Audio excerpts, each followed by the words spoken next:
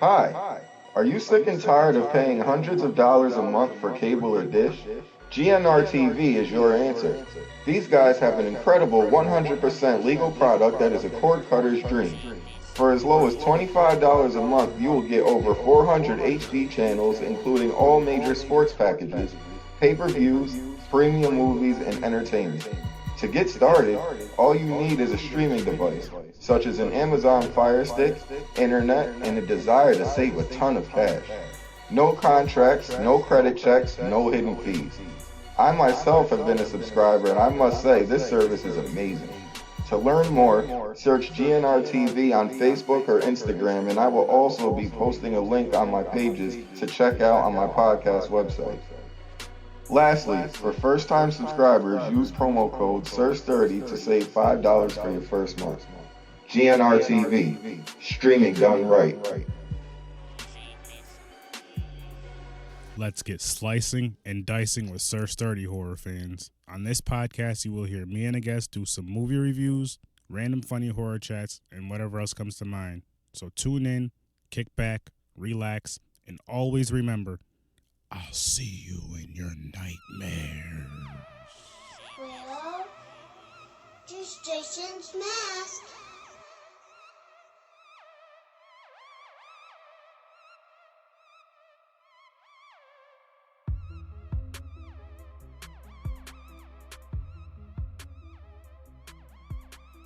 How's it going, ladies and gentlemen? Welcome to another exciting episode of Horror with Sir Sturdy. I got the great Caroline with me tonight. Caroline, how's it going? Hi, how are you, Sir Sturdy? Thank you for having me on. Thank you for coming on. I'm glad we finally got to do this. We had to reschedule a couple of times, but we're here now.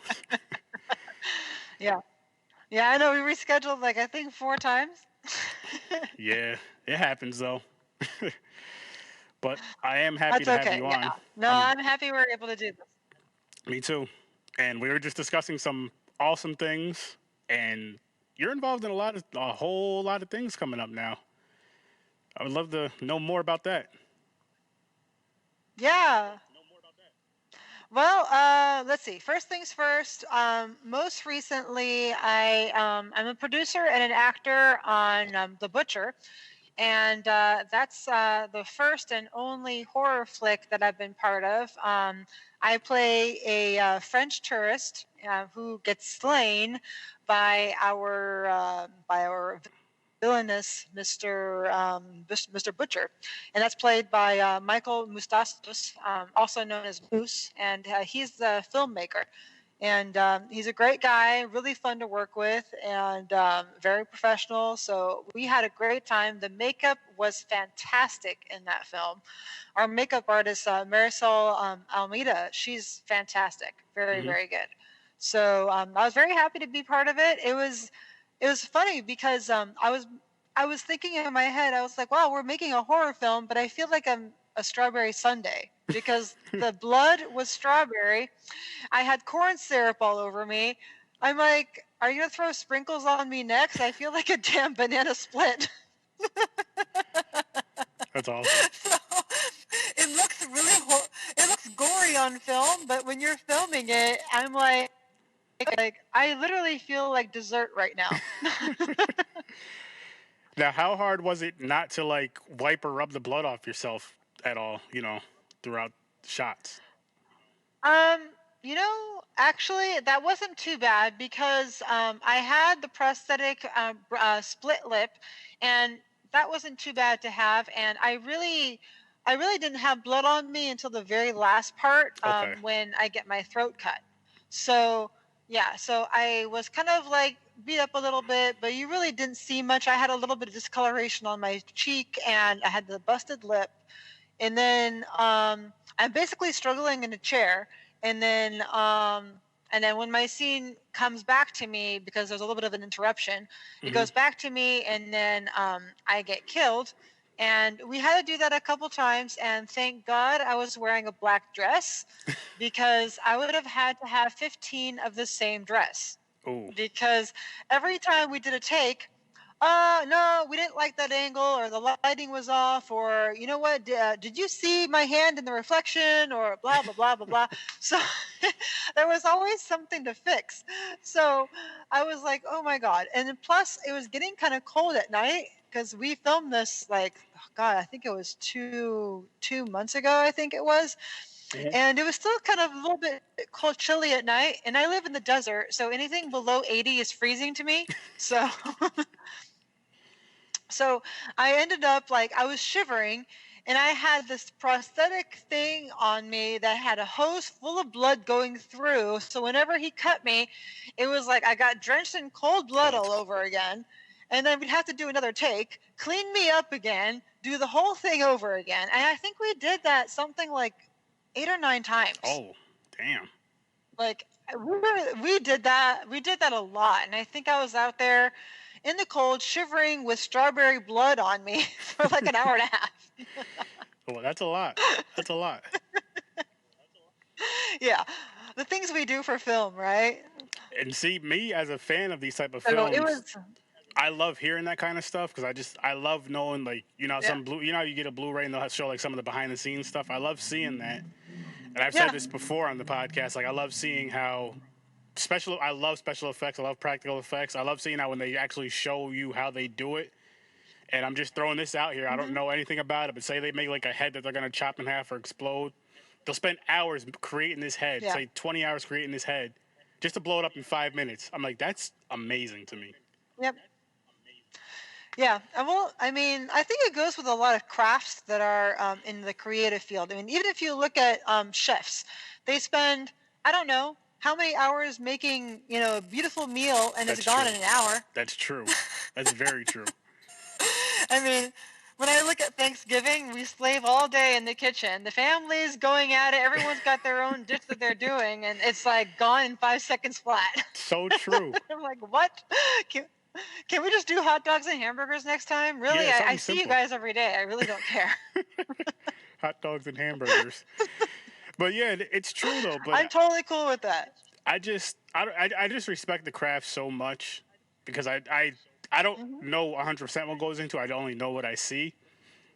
And me, Yeah. I'm an 80s baby, so I grew up on the 80s horror and all that with their practical effects, and just up till, you know how it is up till now. I'm just like, this is so cool. Like some people don't really care about Right. they don't care about that. They just want to see the crazy movie. But I'm like, I want to know how this stuff was made. I want to know how this stuff was done, how long it took.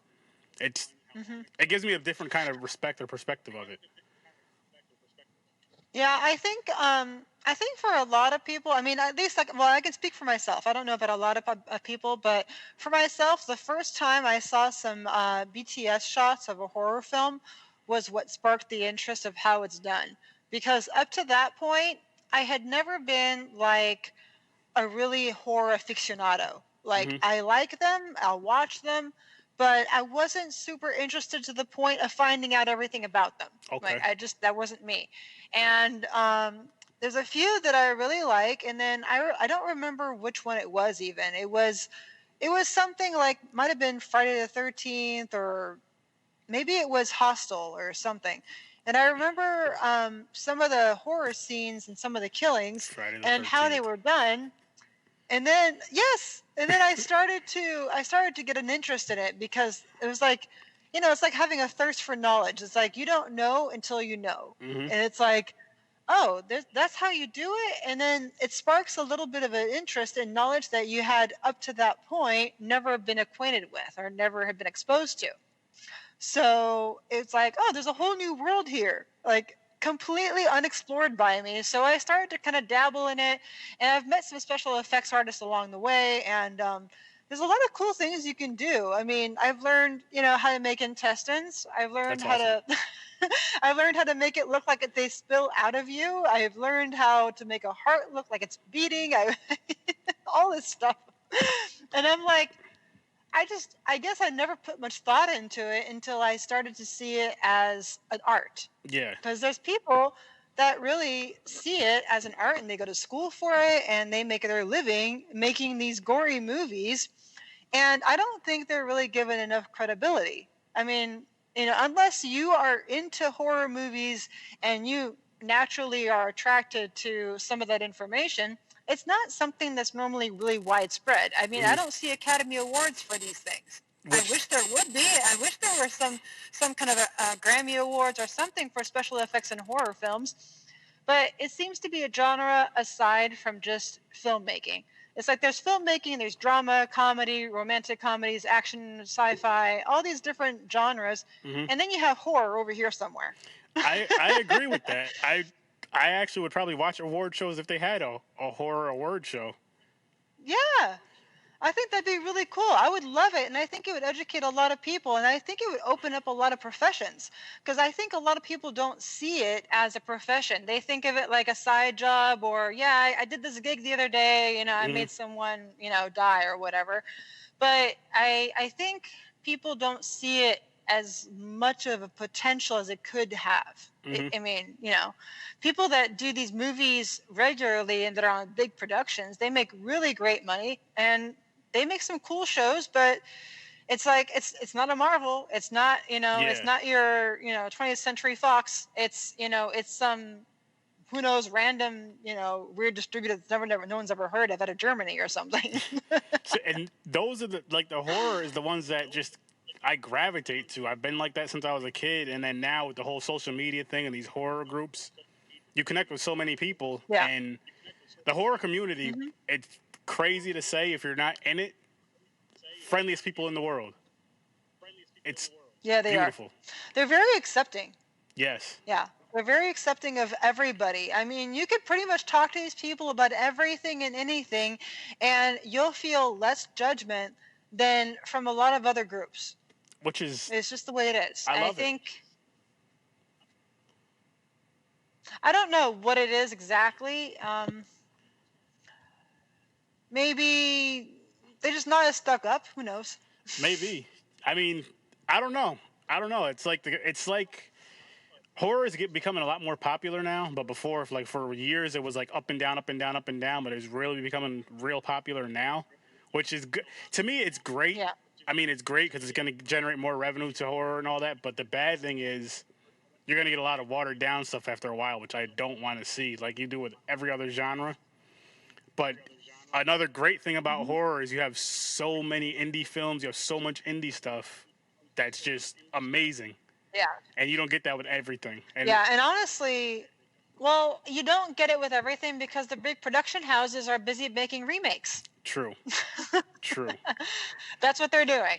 They are selling titles and content that's existed for years and basically just reselling something that they know has a built-in audience. That's true. And there's no risk involved. They get me with it all the time with the horror remakes, because I love horror in general. I'll watch anything. If I like the movie, I like it. If I don't, I don't. But it does have a whole lot of remakes or same ideas, which it bothers me and it doesn't at times. Because again, I'm a sucker for horror, so it's like whatever comes out, I feel like I have to see. Well, it depends if it's well told. If a story is well told, I don't care how many times I hear it. I'll love it. That's true. But if it's a good story, but it's not well told, I mean, I don't know. Do you have like a friend or something that you could have the best experience with, but when you hear them retell it to somebody who wasn't there, you're like, dude, like, that was so boring when I heard you say it. Yes. As a matter of fact, idea could be really cool. My brother Henry, anytime he'll have some great stories, but he's not very good at explaining at all. Love him to death, but I'm the same way with it. It's one of those things where you have to be there to experience certain things. And I guess that's how horror is. It's like you have to be there, actually see it and get it and feel it. Well, that's the difference between a storyteller and somebody who's not. Like, a filmmaker is a storyteller. Mm-hmm. They see the big picture. They know how to make the audience emote. They know what they want to draw from the audience. They know what they want the film to portray. And they have a lot of that in mind before the first scene is shot. Mm-hmm. They know what the feel is going to be and what the tone of the movie is going to be. And if you're not a storyteller, oftentimes you get convoluted in the storytelling itself, or else you leave out so many details that it's not interesting to listen to. Yeah. Because there are just some people like that. I'm a storyteller. I'm somebody who tends to embellish. I tend to really, I go overboard with some dramatizations and that kind of thing, and I can minimize parts that I don't want you to pay attention to, which is filmmaking. Hey, filmmaking 101. It's creative. That's my nature though, and I'll gladly tell anybody who wants to ask me. It's like, I know how to make it interesting to listen to me say something or do something. Same thing if I write a story. I was always told I was really good at writing creative stories in school. And, I made up so much of what I wrote. I don't know if the teachers ever caught on, but half of what I wrote was BS. Hey. But they liked my stories. That they were just like, oh my God, you should go into writing. You should do this. You should do that. You need to do something with this. And I was always kind of like, I don't want to write. And I didn't know what I wanted to do, but I like to talk to people. I like public speaking. I like hosting. And then I got into film 3 years ago. And, I was like, I could do this. This is something I feel my heart can do. That's cool.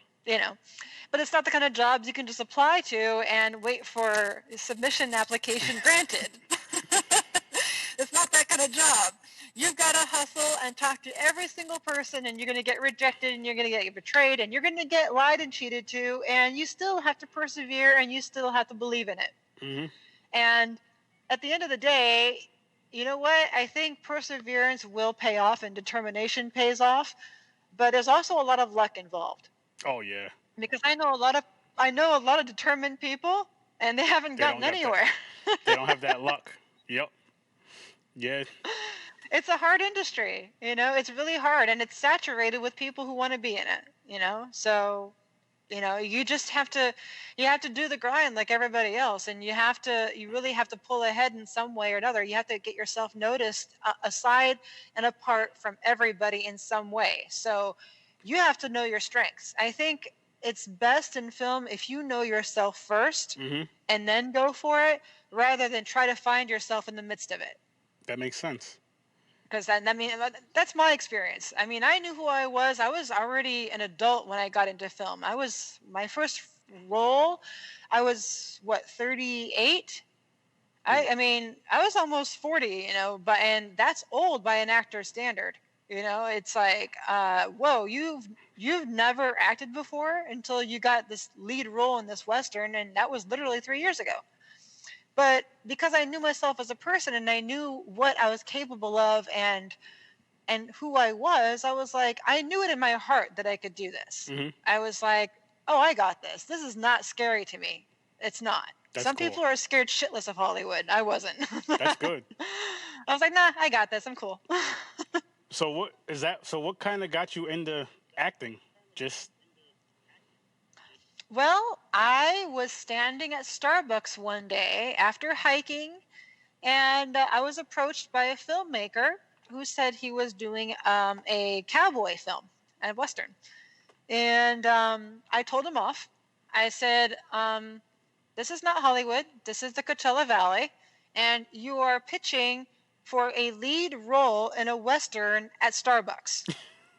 Like, really? I mean, there are actors who act for a living, I told them. I was like, this is what they do. There's even these cool things called sites you can go to, and you pick one. You don't go to Starbucks and find one standing in line. And I was being super sarcastic, and I was just kind of like, I don't get what you're doing, dude. And then I turned around, and he's got auditions outside, and there's this girl reading off a sheet, and you could tell she's trying for the role. And I'm like, you've got somebody outside right now. What are you doing talking to me? Like, what do you want with me? And I was such in a bad mood that day. And so my friend and I went to the side, we had our coffee, and he came back around and talked to me, and he said, here's my business card, call me, really, call me. I said, okay. He left. Or rather, I left. He went back to what he was doing with the auditions. And I Yelped him and Googled him and looked at everything. I looked him up in every which way I could. I didn't see any weird smut films. So I said, okay, I'm going to give it a try and see what this is about. So I called him, And we talked for a few minutes, and he was like, you know what, can you come back to Starbucks and read for me? Just one page. I just want you to read for me, and then we'll go from there. If it's not a good fit, then don't worry about it. I said, okay. So I went back, and then I read, and he said, can you ride a horse without falling off? And I said, yes. As long as I'm not galloping or doing stunts, I can ride a horse. And he's like, okay, well, you got the lead role in my film. Wow. And that was the beginning of that. And then when I saw how the film was done, the shooting process, how everything was done, I was like, I could so easily do this. So easily. This is a piece of cake. The hard part is finding investors. The hard part is getting the damn thing funded. But an idea, a dialogue, actors, all that stuff, the rest is easy to piece together. It's, it's pretty straightforward. But it's convoluted when you come to the accounting process. It becomes a headache for anybody because with the percentages and who gets what and blah blah blah, and it's a whole different language. But that's how I got into acting. And then I made my short film Real Smile, and Real Smile is on YouTube, so anybody can look for that. You can just search Real Smile Caroline in YouTube and you'll find it. And that got me a screening at the Idlewild Film Festival. And also I got a special mention award at the Run Reeler film competition in LA that summer. So that was 2017, I believe. That's cool. Yeah, so I funded it myself, and I drew up the contracts for everybody. And that kind of gave me a taste for it, because honestly, when I left the Western and after that whole thing finished, it didn't distribute and it didn't get sold. So it didn't go anywhere. We never saw anything come of it. I think they're still trying to get distribution, but it's been 3 years now and I haven't heard anything. So, that happens with a lot of films. And so that was a learning experience for them. But for me, I was like, okay, I was able to learn from that what went wrong. And I was wondering, I asked myself a lot of questions, like why they didn't have a lot of things set up as part of the budget. Like, you make a film, but you exhaust your resources, and then you have what? You can't market it, you can't distribute it, you can't do anything with it unless somebody happens to love it and can do all of that for you. You haven't reserved any of the finances for it. And honestly, that should at least be 30 or 40% of your entire funding. I mean, it's a big deal. P&A and distribution is a very big deal, because if no one sees your film, you make no profit. Very true. And you can't pay back your investors, and you're going to have a hell of a time trying to find more investors for your next one. Yep. That makes a ton of sense. Yeah. So anyways, so that was my experience with that. And then I started getting into more roles, and I went to a few premieres in LA, and I went to a few events, and I just started to really connect with people in film all over Facebook, social media, Twitter, Instagram, just talk to people randomly. And, I joined some Facebook groups of indie filmmakers or actors, and I would just start conversations. I became friends with a lot of people, and over time, people remember you. It's like when you had a great conversation a month ago or even 6 months ago, or they have something happening. I can't tell you how many times I've either reached out to somebody that I remembered from a conversation or they remembered me. And, 7, 8, 9 months down the line, hey, I'm doing something. I thought of you. Do you want to be in it? Mm-hmm. Because you're always going to you're always going to invite somebody that you know or that you had a good experience with over a face of someone you don't know. If someone posts an Instagram picture or just a headshot, you have no idea who that person is. They could fit the role physically, but hey, I had this great conversation with this chick or this guy last month, and you know what? Fuck it, he's cool. Mm-hmm. Yep. And that's the person who's going to get the role. That I like that. Starbucks. Yeah. So that's what started it. Yeah. That's cool. That's Yeah. cool though. Yeah. Starbucks started me on this. So I didn't have anything. I didn't have headshots. I didn't have any experience, but I've always been a communicator, and I've never been shy in front of people. I've always been entirely comfortable in front of a camera. That's who I am. I was always very precocious as a child. If I needed something at a restaurant, I remember my brother would hide behind me and I would go behind the counter and get it. I would literally just walk up to anybody and just be like, I need this. I want to go here. I want to do this. Mm-hmm. And people would just look at this little kid running around, just telling people what to do. And that was me. No, that's good though. Now, Yeah. all right, I got this one. I know you said you're not. Well, I guess you like horror, but you weren't real big on it, right? Uh-huh. Okay, so what's the first horror movie you remember seeing that scared you? If any. That scared me. I hated Paranormal Activity. Oh. I don't like demonic stuff. I don't mind gore. I don't mind horror. People getting slashed, people getting killed, blood. I don't care. None of that stuff scares me. Mm-hmm. But I don't like ghosts, exorcisms, weird demons, freaking house camera doing this for 2 hours. That must have been the cheapest freaking movie to make. There's nothing going on in this scene for 5 minutes. Let's just shoot that and put that in the movie and freaking raise $20,000 for it. What? It's the easiest thing to do in the world. I'm sure there should knockoff somewhere of people doing that. Just, hey, it's a house camera. This is our movie.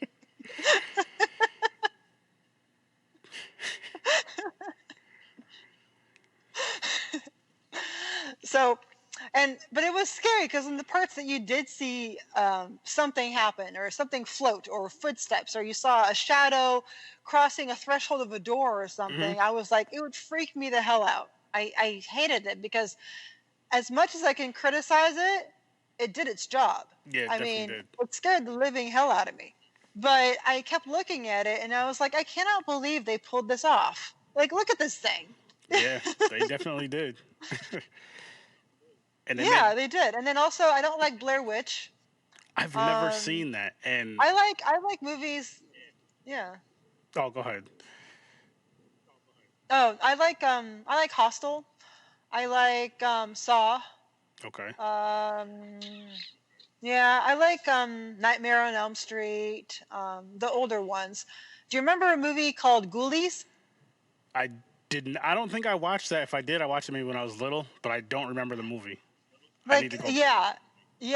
It's a really old movie, and I think one of the covers or one of the movie posters is the little bald green guy with teeth coming out of the toilet. Yes. Yep. Okay, that's what I'm talking about. When I was a kid, that scared me. Like, and when I watched it as an adult, it was kind of like a weird Jim Henson thing. Yes. It's funny. But when I was a kid, it freaked me out. Because your imagination runs wild. Like with me, I was into horror since I was about, I want to say 5 or 6. My older cousins and my older brother. If you have older siblings, older cousins, you always want to do what the other people are doing, the other kids are doing. So I'd follow them around, and they were into horror. So I'd watch horror with them. And I remember watching Creepshow Part 2, The Hitchhiker. That scared the crap out of me. I remember that. That scared me so bad. I was so scared as a kid that I had to ask them to walk me to the bathroom, wait outside the bathroom for me to go to the bathroom, come back out. But the funny thing was, I went right back and watched that movie, finished those movies, and I would just keep. And now, I can't stop watching them. Yeah. I have a little bit of the same thing because I can't stop watching them. I'm not heavily into horror, but I like it enough that unless it's absolutely terrible, I will watch it to the end. See, and if there are some out there that I've stopped. But I will watch a horrible movie till the. I mean, I think a big reason now is because of the podcast, because I do the reviews and all that. But even before then, I'll watch a horrible horror movie if I like it or not, and just finish it just because I'm like, okay, it's gonna get better. It's gonna get better, and sometimes they end and they keep getting worse, or they just stay at that same level. They don't get better, but I'm like, I have to know. Yeah, I don't have the same drive for that. I mean, I do that with books sometimes. Okay. Because I read a lot of sci-fi and fantasy books, And sometimes the story gets a little bit bland, Mhm. but usually the author picks up somewhere along the line. So I just keep going. Yep. I just keep going, and then sometimes I'll skip a page or two to skip the boring parts. If I see like, oh, okay, obviously he's going to describe this blade of grass for the next 5 pages, I'm going to go I don't forward. need to know about this. No, it makes sense though. I get it. I get it. Now, would you do any other horror movies besides The Butcher, or? I haven't been involved with anything. I was cast for one, but then I dropped out before I could ever finish it. Okay. So I've been approached by a couple, but nothing ever came of the projects. You know, like it was one of those things where like, hey, we're gonna cast you if we get this thing off the ground. Okay. But then nothing ever came of it. So you know, it was kind of like, all right, cool. So there's a few other things. I wanted to do a horror short film, but one of my own. And I have a couple different scripts, or not scripts, but manuscripts that I've started. I'm not a script writer, so I don't pretend to have that skill. I would rather have somebody else make a dialogue of it. Mhm. And I have the story, but I need somebody else to help write it, because formatting and putting a story into dialogue is much different than just writing a story idea. Yep. It's a skill that I don't pretend to have. Script writing is very different than just writing a story. Like I've got stories of all types of things, but to make it interesting in dialogue between characters and giving those characters their backgrounds and their individual personalities, that takes a lot of development, and you're not just going to throw it down in 2 nights, you know. Oh yeah, I agree. That makes a million. You know, that makes a lot of sense. What I'm trying to say, but I'm sure you can find people that can help you with that, or you will. So anybody out there that's listening to this episode. Yeah, right. Yeah, I have a few different ideas. If there's anybody interested, just message me on my page, and I talked with everybody on Messenger. If there's any people on Messenger that are creepy or try to call me without first saying I'm gonna call you, I block immediately. Yes. Because there are people that I don't know and that I'm not connected to, and they'll just want to start video chatting me, and I have no idea who they are. And I'm like, I don't think so. Blocked? I don't even care who you are. There you go. But that'd be interesting to see you doing some short films, your own little horror shorts. Yeah, I think it'd be fun. And then, so I have a few other things I'm involved with. Dagon is an animated film, and you could look up the Facebook page called Dagon Troll World Chronicles, and that's by Scoffer Studios, and they have a fantastic film that they're doing, and a sequel and prequel are already in talks. Distribution, they have, I think, 4 offers on the table. Ooh. And it's going to be an international theatrical release. That's we awesome. have some very big names. We have Brad McMurray, who was in San Andreas with The Rock a couple of years ago, and he's in next year's King Kong versus Godzilla. So he plays in that. We have Emily O'Brien, who's known for some TV voiceover and some anime voiceover. We have Bryce Pappenbrook, who is he's got like over 250 credits in anime. He's got so many, I can't pronounce half of the stuff he's in because it's all Japanese. Yep. So I'm like, okay, I don't know. We have Mark Silverman, and he's primarily Disney voiceover, but he also did Howl's Moving Castle and a few other things. But he was in Robots, and he also was in Aragon. So he did some voiceover narration for that. So he's done a lot of stuff.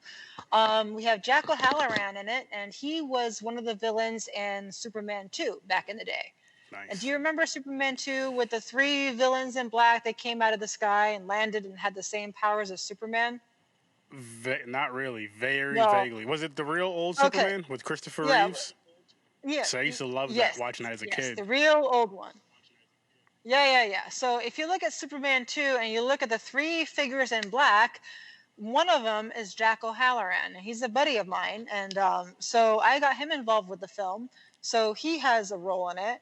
And then let's see. And we just signed another actor who's an A-lister, and I cannot tell you who he is yet. Nope, she can't. I even tried to get it I know. from her before we started recording, and she's very Yeah. professional with that, so she can't say anything. Nope. That's Can't tell you. So, but we will be revealing who it is in the next few days. So we're finalizing some legal paperwork and contracts and all that. You know, lawyers are having their fun doing that. And as soon as everything's finalized, we will post about it. But that's a really, really big deal. And we have some big plans for Dagon. We have some really big plans. And Scarfer Studios has tons of other content that can be turned into movies. So, you know, probably after this and we get sequel and prequel underway, we probably have tons more. I mean, they really have content for the next century if you really wanted it. They have so much stuff. yeah, I see. If you go to the site, you can look at the website, and you can also look at the other stuff that they do. They have Anthropolis, they have Ice World, and blah, blah, blah. It's all really cool stuff and really great artwork. So definitely look them up. And then, so Dagon Troll World Chronicles on the Facebook page, and then you can find the website on that page. Okay, And yeah. I play Black Dahlia.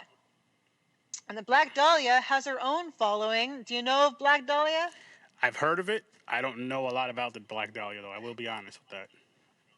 It is, it's a famous murder that took place in the 1940s, Hollywood. And she was a Hollywood actress. You know, she had moved out to make it big in Hollywood, and she got mixed up with the wrong crowd and was murdered. And it became one of the most famous murders.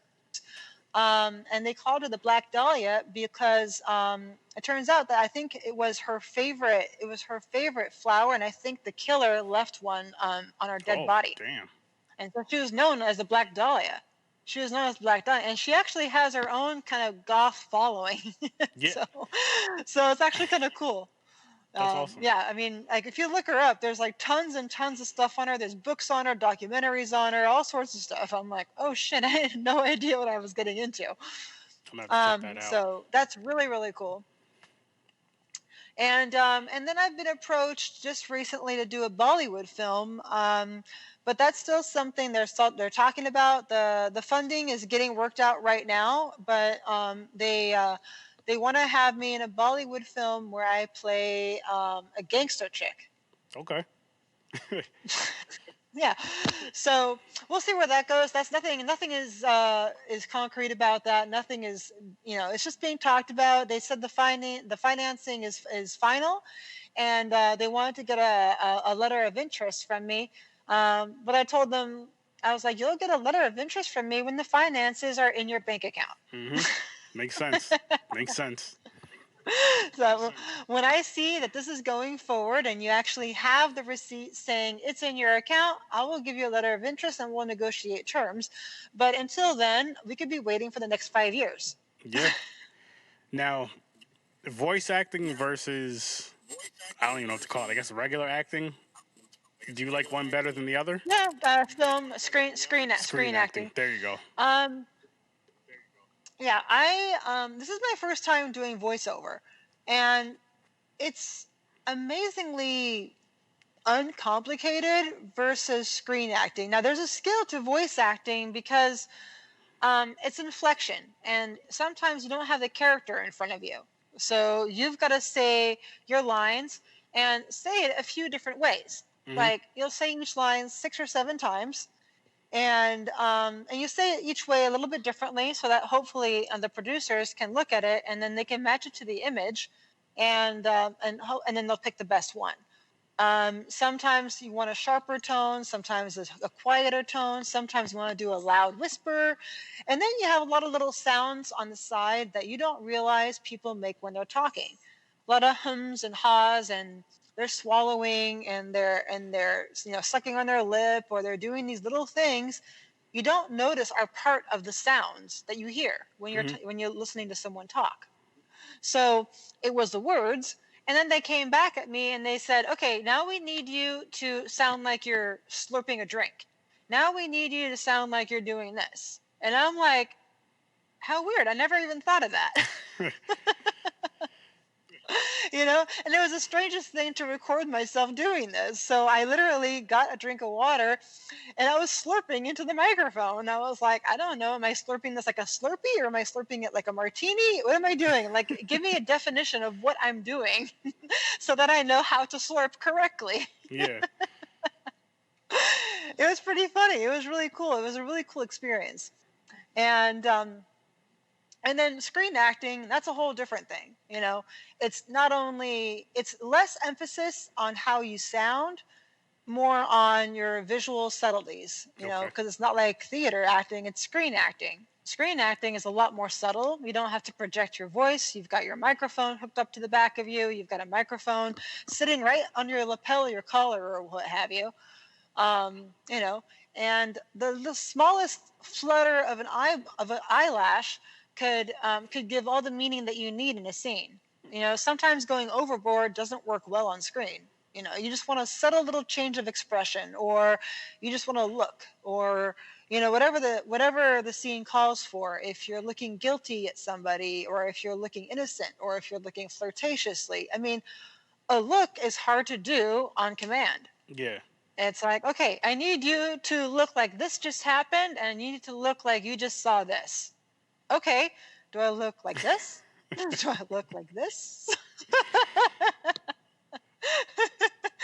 And it sounds funny when you explain it, but that's really everything that's going through your head simultaneously, along with your lines, along with knowing where the camera is, along with what the producers are doing, along with background noises, along with where the boom is, along with reflections and where the camera is headed. If you're going to be going this way, you have some tape on the floor sometimes that lets you know what your movements are going to be and where you have to stop. I mean, you've got to pay attention to all these different things and act natural and look like you're not looking at any of it. It sounds fun, but it sounds crazy. It is crazy. It is crazy, and I think it takes a certain type of person to pull it off correctly and be successful. And it takes practice, because a smart person, a creative person, a person with talent can do it. But without practice and without getting on set as often as possible, you're going to be rusty, and it's going to show. It's just the nature. It's just the nature of the beast. I mean, the more you do something, the more comfortable you are doing it. And even somebody that has an innate, born-in talent is not going to look as natural as somebody who's been doing it every day for a year, but that has no talent. It's largely how much you do it and how much direction you're given from the director or from the producer or from the script. Sometimes the script tells you what to do, and sometimes none of it's written, and someone says, okay, these are your lines, but really what's happening in this context is this, and you didn't have any of that information before practicing your lines. Wow. So, I mean, it just depends on the production. It depends on how big of a budget a production is, because usually a bigger production will have everything so flippin' organized, and some things still go wrong, but you'll see it's much smoother when everybody has their distinct jobs and everybody does their thing and nobody is wearing 15 hats. On smaller productions, you tend to be the actor, but once you're on set and it's no longer your scene, you're told to hold the boom. Oh, and next I want you to go and get waters and sandwiches for everybody. Oh, and can you go to my car and do this? And then, you know what, can you hold the camera for a second? Because I've got to go over here and do that. I mean, then next thing you know, it's like, hey, am I being credited for this or am I just an actor? Just an actor. Can I be producer? Can I be director? Can I be DP? Oh, man. Just credit me with everything. On IMDb, I did everything. I mean, I guess with the smaller budgets and all that, you do get to learn a lot because you have to wear so many hats. So that's a good thing. Yeah. But that's what I like about it. Can be hectic. That's good, though. It's, honestly, I think to really get the gist of film, I think it's necessary to do indie work. And I think it's necessary to do it as much as possible. And I know there's a lot of hee-hawing about not getting paid and copy credit and all this other stuff. But, this is a saturated industry and everybody wants it. Everybody that's even associated with it wants to be involved in something. So if you're off at a role and, oh, they're not paying me, they're just going to give me coffee and probably a really bad sandwich from the gas station.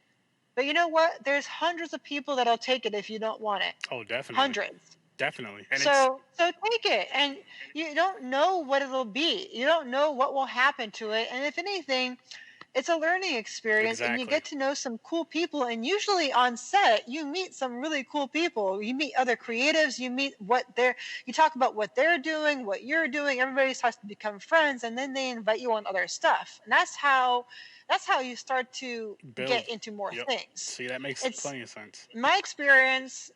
Yeah, my experience has not been, go to auditions and get a role. I have never once got a role from any audition I've ever did.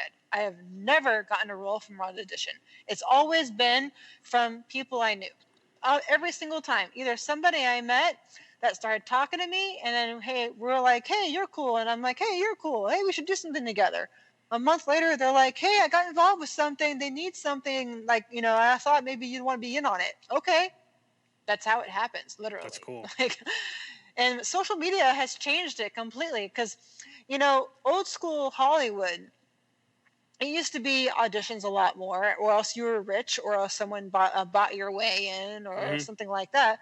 But social media has changed the total face of it. I mean, now, casting agencies, they have to, either they're only working with some high up clients that need representation because they're in some big budget stuff. But literally, casting agents, if you don't need one. If you know how to work social media, you have no business getting an agent unless you're making enough money to give off 10%. But no one's going to work with you if you're doing copy credit work. Yeah. Because 10% of zero is still zero. So true.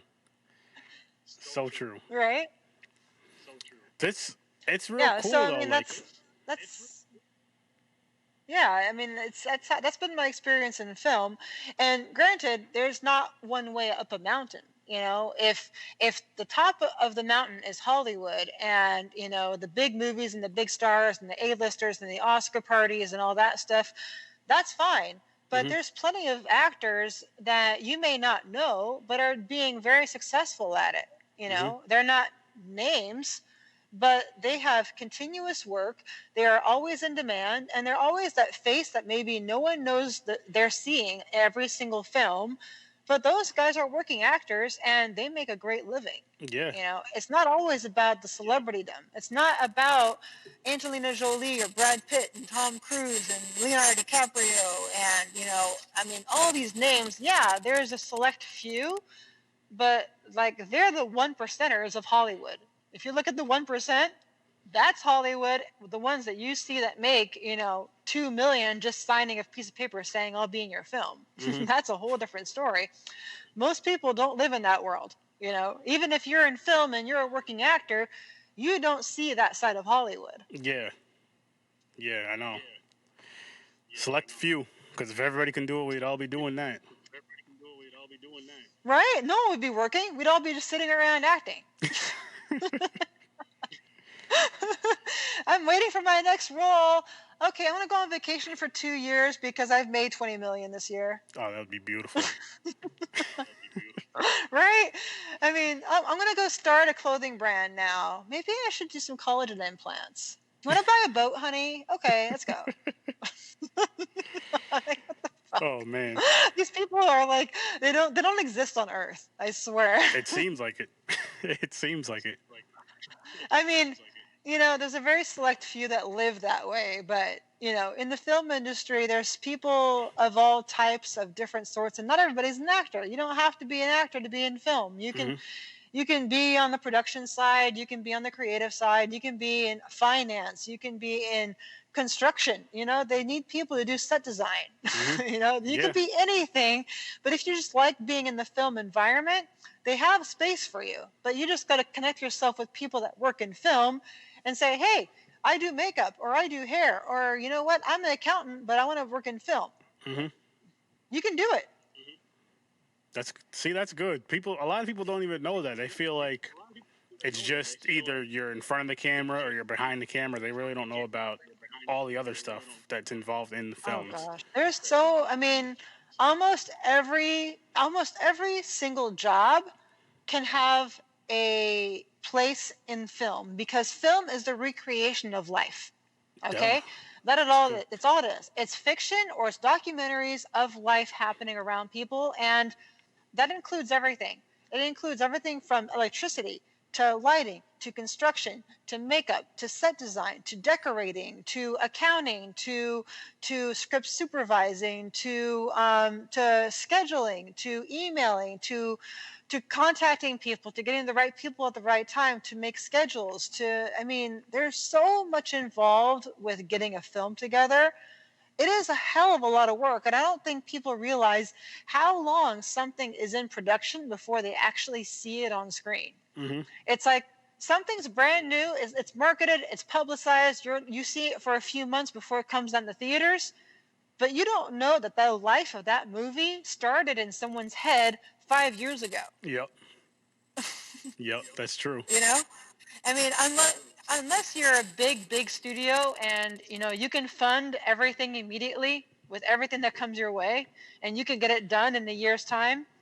Even for them, a really big Marvel movie or something will still take a couple of years to put together. Mm-hmm. From conception to storyboarding to then we've got to find locations, we got to get permits, we got to talk with these guys, we got to get everything situated, get everybody, all the investors, what they want. Someone's always not happy. You have to redraw contracts up. You need lawyers up the yin yang in film.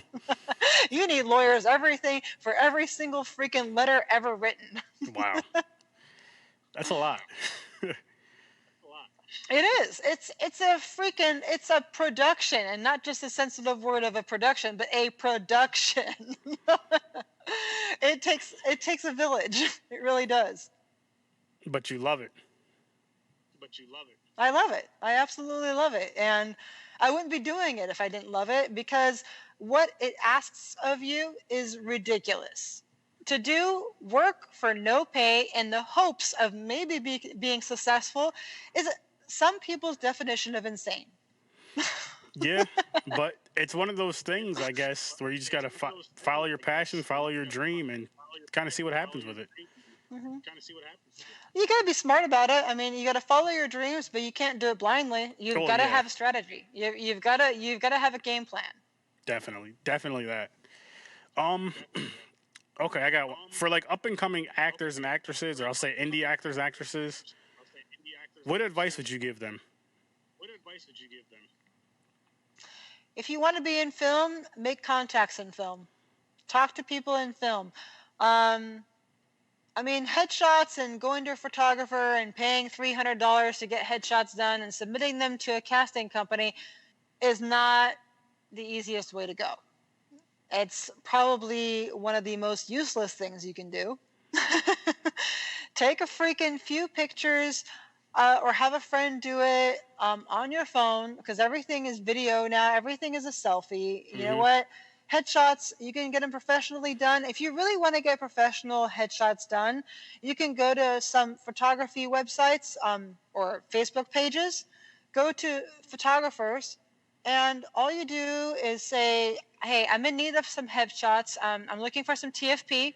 TFP means time for print, which means there are some photographers that are always looking for some sort of subject matter, and they're in training themselves, or they want to try a new lighting, or they want to try a new camera, or maybe they're just on vacation for 2 weeks and they're looking for models nearby. They can't pay for a model, but you just tell them, hey, I'm looking for headshots and you're looking for a model.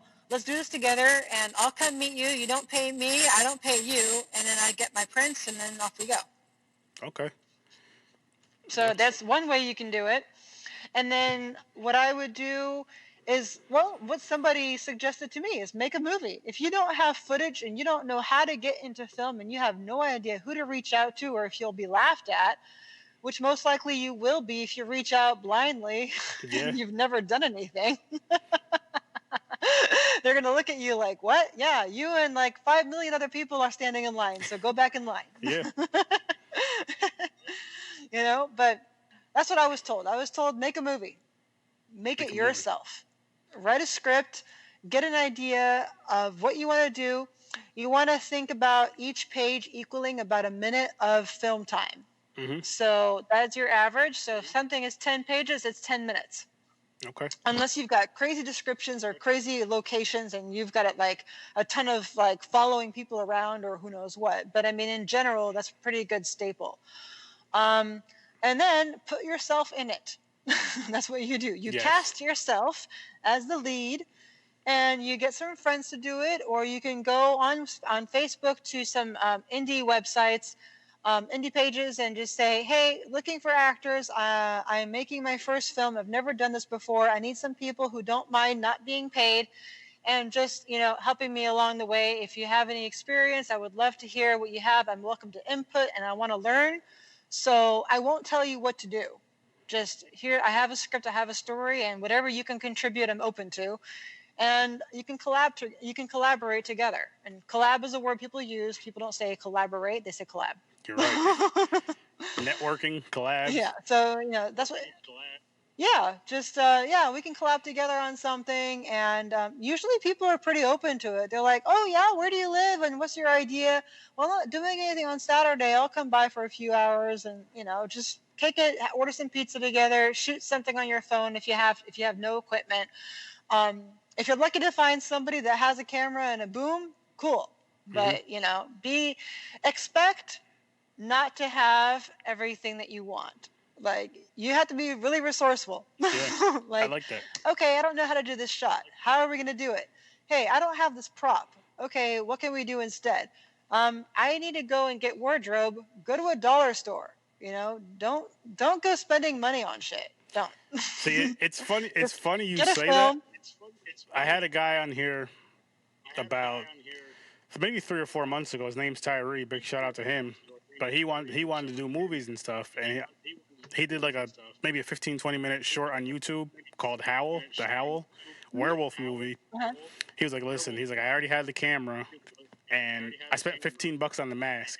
He just got a mask and just did his. I think it was just him and his girlfriend in the movie, and just shot it, had a good time. Yeah.